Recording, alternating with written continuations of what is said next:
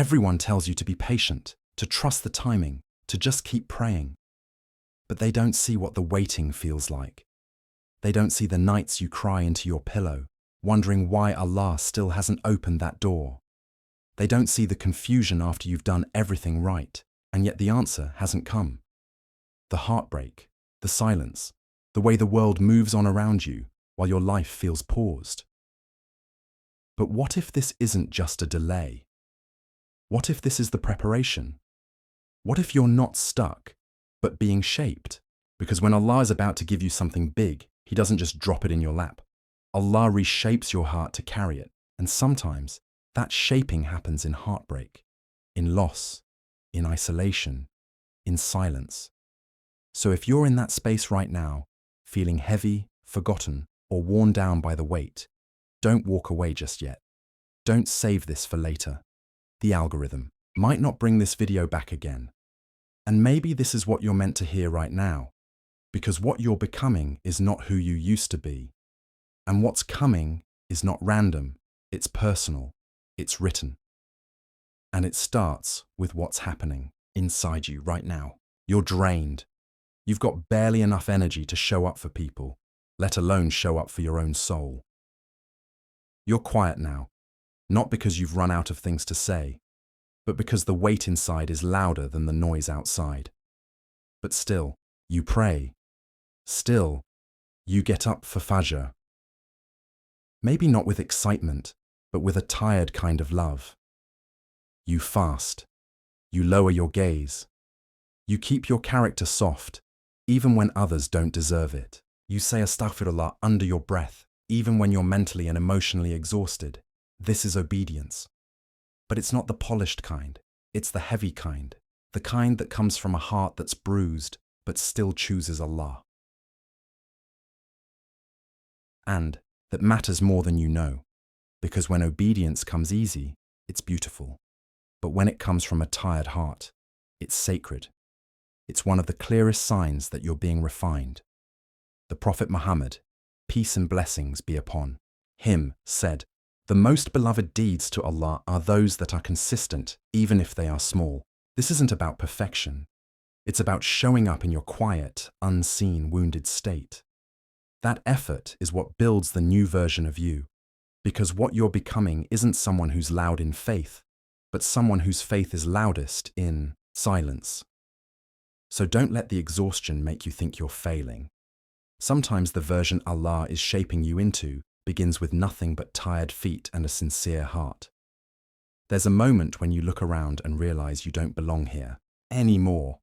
Not in the conversations that once excited you, not in the environments that used to feel like home, not with the people who once knew everything about you.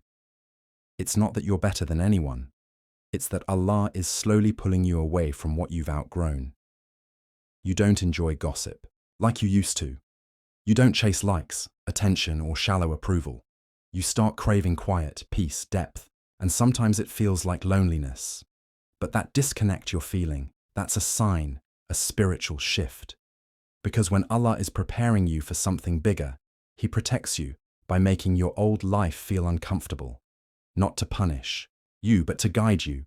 Not to isolate you, but to realign you. There's a powerful verse in Surah Al-Anfal, and Allah intervenes between a person and their heart. That verse means Allah places distance between you and the things or people that no longer serve your journey. And even though it hurts, you start to understand. You're not boring now. You're not broken.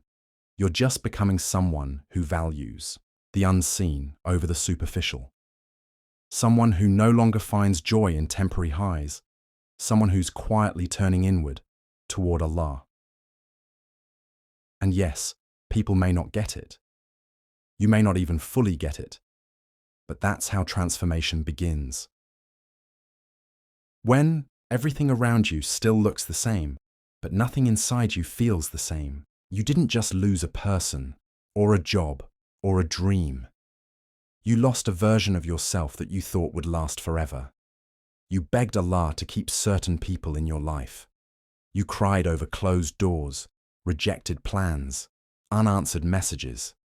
And, for a long time, it felt like a punishment. But now, looking back, you see it. You see how that heartbreak woke you up, how that loss forced you to grow, how the silence became the space where your thoughts finally turned into dua. That wasn't destruction, that was redirection.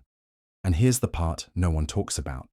Sometimes Allah doesn't change your life until you're completely shattered, because that's the only time you stop clinging to what's not written for you.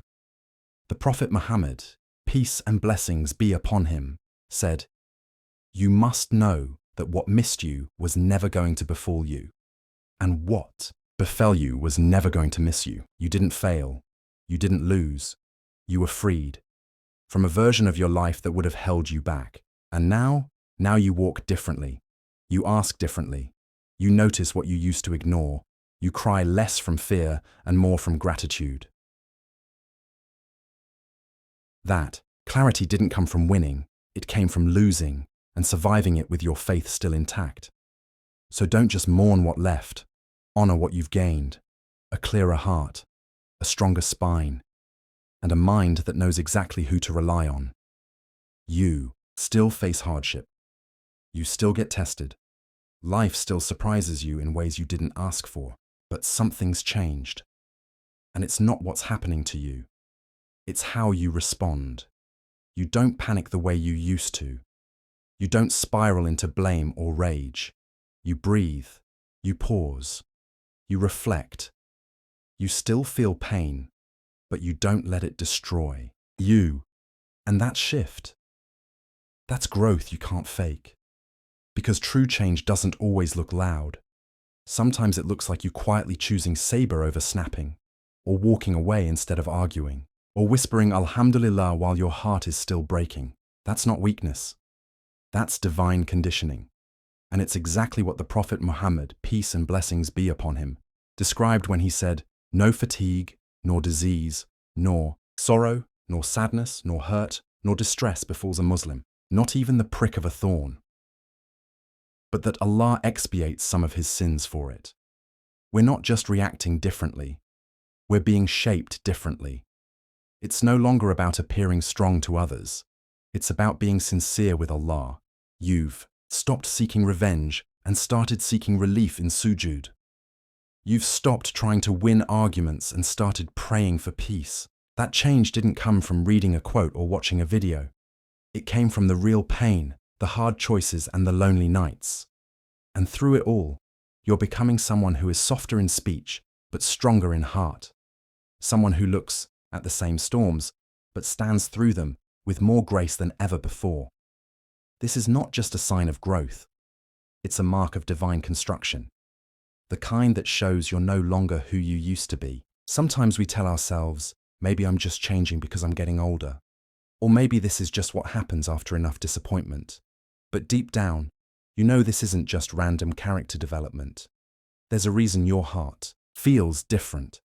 A reason your goals shifted. A reason you can't unsee the truth anymore. You're not just changing. You're being positioned. There's a beautiful verse in the Qur'an that often goes unnoticed. And your Lord creates what he wills and chooses. This ayah reminds us, you don't randomly become who you are. Allah chooses. Allah arranges. Allah removes what's not meant for the mission he has for you. And that's the key. You're being shaped for something specific. Maybe it's not fame. Maybe it's not ease. Maybe it's something quiet, sacred, and heavy with reward. Something that needs you to be this version of you, the one who's been broken, rebuilt, and humbled. We don't always get to know the destination. But when your journey feels personal, when every test seems tailored to your soul, that's not coincidence. That's your assignment being prepared. And when you finally arrive at what Allah has written for you, you'll realize nothing was wasted. Not the delay, not the heartbreak, not the growth that no one saw.